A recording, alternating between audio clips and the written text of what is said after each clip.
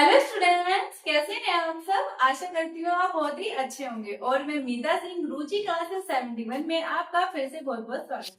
तो देखिए, मैंने आपको जैसे बताया था, हम यूपी टेट और हमारा सुपर टेट यानी कि हिंदी जिस भी हमारे उसमें एग्जाम में आती है, उसके लिए मैं आपको कराऊंगी इंपोर्टेंट टॉपिक। इंपोर्टेंट नहीं, सारे ही टॉपिक कराए जाएंगे। पहले जो ज्यादा इंपोर्टेंट जिनसे क्वेश्चन बनते ही हैं वो मैं आपको कराऊंगी। तो आज मैं आपके लिए लेकर आई हूँ संज्ञा। देखिए, संज्ञा बहुत ही इजी सा टॉपिक है, बट इससे हमारे क्वेश्चन बनते बहुत सारे हैं। यूपी पुलिस में भी हमारे बहुत सारे क्वेश्चन बनते हैं, हमारे यूपी टेट सुपर टेट सब में ही क्वेश्चन इससे बनते हैं। तो चलिए देख लेते हैं आइएगा संज्ञा के बारे में। संज्ञा होती क्या है। तो देखिए, संज्ञा क्या होता है। संज्ञा का अगर मैं क्या करूं आपको, इसका मैं संधि विच्छेद करूं तो सम प्लस क्या, ठीक है। इसका सम प्लस ज्ञा का मतलब क्या होता है, सम्यक रूप से। सम्यक रूप से मतलब मेन रूप से देखना, और ज्ञान का मतलब होता है पहचान करना। जैसे कि पहचान कैसे करते हैं, पहचान आप कैसे कर सकते हैं, किसी को देखकर, ठीक है, देखकर, छूकर या फिर सॉरी, देखकर, छूकर, या फिर क्या करते हैं, सुनकर आप क्या कर सकते हैं, किसी चीज की पहचान कर सकते हैं। ये सुनकर किसी चीज की क्या कर सकते हैं, पहचान कर सकते हैं। तो इस तरह से क्या होती है, ये होती है हमारी संज्ञा। तो संज्ञा के कितने भेद होते हैं, ठीक है। सबसे पहले आपको पता है, बचपन में एक चीज आपको याद है, बचपन में हमने कुछ चीजें हमारी ऐसी है जो रटी हुई है, उसमें से एक संज्ञा है। किसी व्यक्ति, वस्तु, स्थान या भाव के नाम को क्या कहते हैं, संज्ञा। मतलब कुछ चीजें बचपन में एक वो आती थी पोएम छोटे वाली, कौन सी थी वो, हाँ, एक तो मछली जल की रानी है जीवन। मुझे नहीं लगता है ऐसा कोई बच्चा होगा जिसे पोएम याद ना हो। तो इस तरह से संज्ञा की डेफिनेशन मुझे लगता है सबको आप अगर नींद में भी पूछेंगे तो वो भी बता देगा कि संज्ञा क्या होती है, इसकी परिभाषा हमारी क्या होती है। तो चलिए देख लेते हैं आएगा। किसी व्यक्ति, वस्तु, स्थान या भाव के नाम को क्या कहते हैं, हम यहाँ पर कहते हैं संज्ञा। संज्ञा के हमारे कितने प्रकार होते हैं। तो देखिए, यहाँ पर कंफ्यूजन थोड़ा सा बना रहता है। हालांकि ये क्वेश्चन इसलिए कम ही पूछा जाता है कि संज्ञा के प्रकार हमारे कितने होते हैं। तो संज्ञा के प्रकार की बात करूं तो 5 प्रकार के होते हैं, लेकिन मुख्यतः अगर मैं बात करूं तो 3 प्रकार के होते हैं। 3 कैसे, क्योंकि जो हमारी होती है फर्स्ट नंबर पे आती है हमारे यहाँ पर व्यक्तिवाचक संज्ञा। व्यक्तिवाचक संज्ञा।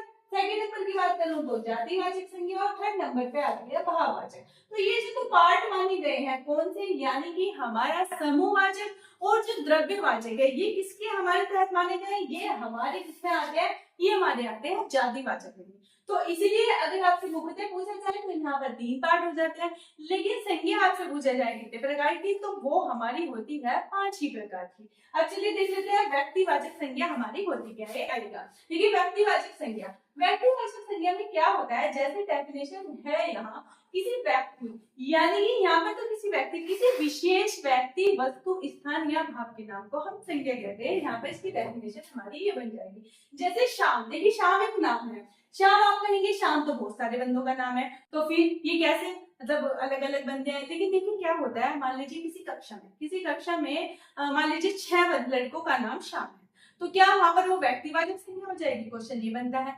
तो व्यक्तिवाचक संज्ञा ही होगी। आप पूछेंगे क्यों होगी, क्योंकि वो सबका नाम ही श्याम है। देखिएगा क्या होता है, उनका सरनेम सबका अलग होगा, आपको पता है, उनका रंग, रूप, आकार में वे सब अलग होंगे। तो इसका मतलब क्या हुआ, वो जो बंदा है, एक बंदा वो विशेष ही होगा, इसलिए यहाँ पर हमारी व्यक्तिवाचक संज्ञा होती है। क्योंकि राम, अगर मैं राम की बात करूं बहुत सारे होंगे, मतलब हमारे जो नाम होते हैं एक बंदे का नाम तो होता नहीं। जैसे मेरा नाम है मीता, तो ये तो है नहीं सिर्फ मेरा ही नाम है, पता नहीं कितनों का नाम होगा, लेकिन सब मेरे जैसे नहीं होंगे। तो बात वो है कि अपने में एक विशेष होगा, तो इसलिए यहाँ पर व्यक्तिवाचक संज्ञा हमारी हो जाती है। जैसे कि मैंने आपको कहा दिल्ली, तो आपको पता है दिल्ली क्या है, हमारी राजधानी है, भारत की राजधानी है। तो दिल्ली और कहीं आपको पता है नहीं, तो यहाँ पर विशेष है। दिल्ली आप कहेंगे तो एकदम समझ जाएंगे दिल्ली में हम किसकी बात कर रहे हैं। जैसे कि जनवरी, जैसे कि हमारे महीनों के नाम, ठीक है, जैसे राजधानियों के नाम, महीनों के नाम, जनवरी, फरवरी, क्या होगा, तो ये हमारे सब किस में आएंगे, ये हमारे आएंगे व्यक्तिवाचक। जैसे मैंने कहा अमेरिका, यानी कि देशों के नाम, आपको पता है अमेरिका एक ही है, ऐसा तो नहीं बहुत सारे अमेरिका है, तो एक विशेष है, इसलिए इसमें क्या हो जाएगा, ये हमारा हो जाएगा व्यक्तिवाचक संज्ञा। चलिए अगर मैं आपसे बात करूं जातिवाचक संज्ञा की, इसमें क्या हो जाता है, संपूर्ण जाति का बोध होता है। संपूर्ण जाति का, जैसे मैंने आपसे कहा कुत्ते, अब कुत्ते कितने, जितने भी कुत्ते होंगे सबके बारे में बात कर रही हूँ, लेकिन अगर मैं कुत्ते का कुछ नाम रख दूं, जैसे मान लीजिए मैंने कुत्ते का नाम रख दिया टॉमी, तो यहाँ पर क्या हो जाएगा, यहाँ पर हमारी व्यक्तिवाचक संज्ञा होगी। यानी कि अगर आप पर्टिकुलरली उसे कुछ नाम दे देंगे तो वहां पर व्यक्तिवाचक संज्ञा होगा, लेकिन आपने कुत्ते बोला है तो कौन सा मतलब सारे कुत्ते आ जाएंगे इसमें। जैसे बिल्ली, मैंने आपको कहा बिल्ली में क्या हो गया, सारी बिल्ली आ गई, तो यहाँ पर क्या हो जाएगा, हमारी जाति हो जाएगी। जैसे आपने मछली, तो जितनी भी मछलियां होती है सबके बारे में बात किया है। जैसे मैंने मेज बात किया, और एक बात और, व्यक्तिवाचक में क्या होता है, इसका हमेशा एक वचन रहता है, आप इसका बहुवचन नहीं बना सकते, ये मेन बात है। और जातिवाचक में क्या हो सकता है, देखिए जैसे मैंने कहा मेज, तो मेजे कह सकती हूँ, कुर्सी तो कुर्सियां कह सकती हूँ, यानी कि इसका बहुवचन बन सकता है, लेकिन व्यक्तिवाचक का बहुवचन नहीं बनता, क्योंकि आपको पता है वो अपने में विशेष होता है, इसलिए उसका नहीं बन सकता। देख लेते हैं, मैं बात करती हूँ समूहवाचक की। समूहवाचक में क्या होता है, इसमें एक समूह का बोध होता है, यानी कि सिर्फ एक बंदा नहीं होता, उसमें बहुत सारे बंदे होते हैं। तो इसका देखिए इंपॉर्टेंट है, इसमें क्या होता है, एग्जाम्पल बहुत पूछ लेते हैं कि ये किसका एग्जाम्पल माना जाएगा। तो सभा, देखिए सभा होती है, कोई एक बंदा तो नहीं होता, बहुत सारे बंदे बैठे होते हैं, तो इसलिए यहाँ पर ये समूह में आ जाता है। जैसे भीड़, भीड़ में पता नहीं कितनी भीड़ होगी, मतलब बंदे है ना, एक तो नहीं होता, काफी सारे होते हैं, इसलिए। सेना, सेना में भी एक आदमी नहीं होता। पुलिस, इसका ना इंपॉर्टेंट है, ये बहुत ज्यादा पेपर में पूछा जाता है, पुलिस हमारी कौन सी संज्ञा है, तो पुलिस जो होगी वो हमारी कौन सी हो जाएगी, समूहवाचक में आएगी, क्योंकि पुलिस का मतलब यहाँ पर बहुत सारे बंदों से है, यहाँ पर यूनिक पुलिस खाली एक ही बनता है, तो इसलिए ये भी हमारे समूह में है, इंपॉर्टेंट है। समिति, समिति में एक बंदा नहीं होता, जैसे मेले, आप मेले में जाते हो तो वहां पे कोई एक ही बंदा दिखेगा नहीं, वहां पर आपको क्या दिखाई देगा, समूह दिखाई देगा, यानी कि आपको बहुत सारे बंदे वहां पर दिखाई देंगे, तो यहाँ पर हो जाता है हमारा समूहवाचक। तो आपको ये बात देखनी है कि जहां पर आपको लगता है कि सिर्फ एक बंदा नहीं होता, काफी बंदे दिखाई देते हैं, समूह में दिखाई देते हैं, एक से अधिक बंदे दिखाई देते हैं, वो होता है हमारा समूहवाचक संज्ञा। अब बात करते हैं यहाँ पर द्रव्यवाचक संज्ञा की। देखिए द्रव्यवाचक संज्ञा क्या होता है, समस्त वस्तुओं का बोध होता है इसमें। कैसे कि देखिए पहले मैं जब छोटी थी आपको पता है, द्रव का मतलब मैं सोचती थी जो लिक्विड होते हैं ना, दूध पानी टाइप के ही आता है, लेकिन ऐसा कुछ नहीं होती है, इसमें से धातुएं होती है आपकी, सोना चांदी, ये सब भी इसमें आता है, यानी कि एक चीज से दूसरी चीज में मिला के जो चीज बन जाती है वो हमारी द्रव्य में आती है। जैसे कि देखिए मैंने आपसे कहा सोना चांदी दाल दूध पानी, ये सब हमारे क्या है, ये सब हमारे द्रव्य में आती है। क्या होती है, द्रव्यवाचक संज्ञा।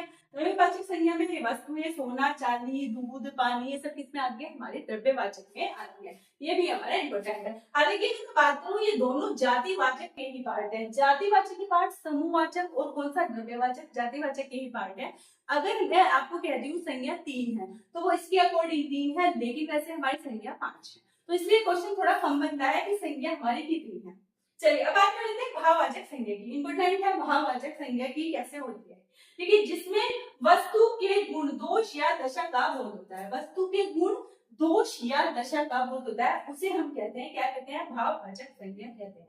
तो देखिए जैसे इसमें क्या होता है, बूढ़ापा, ठीक है, बूढ़ा आदमी आप देख सकते हैं, लेकिन बुढ़ापा आप देख नहीं सकते, बुढ़ापा फील होता है, ठीक है, हालांकि कमजोरी वो इंसान फील कर सकता है, आप उसका सिर्फ बूढ़ापन देख सकते हैं, उसका बुढ़ापा आप नहीं देख सकते। यानी कि जो चीज आपको फील होती है, भाव होता है, वो वैसे दिखाई, आपको आइज से वैसे नहीं दिखाई देगा, वो फील होगा, वो होता है हमारा भाववाचक। कैसे, देखिए जानते हैं जैसे सुंदरता, कोई बंदा दिख रहा है बट सुंदरता क्या है, मतलब वो फील होती है कि हाँ भी बहुत सुंदर लग रहा है, वो ऐसे नहीं दिखता, आइज से मतलब इस तरह से नहीं दिखता, फील होता है।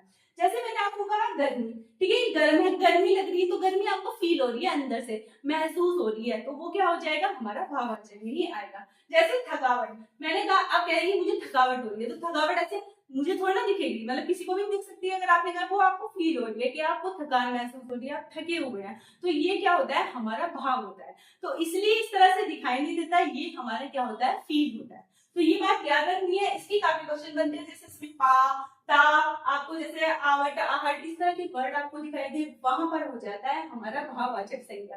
अधिक एक बात हो रही है, जातिवाचक संज्ञा जो है, जैसे जाति, मान लीजिए मैंने आपसे कहा विभीषण, विभीषण कौन था, रावण का भाई था।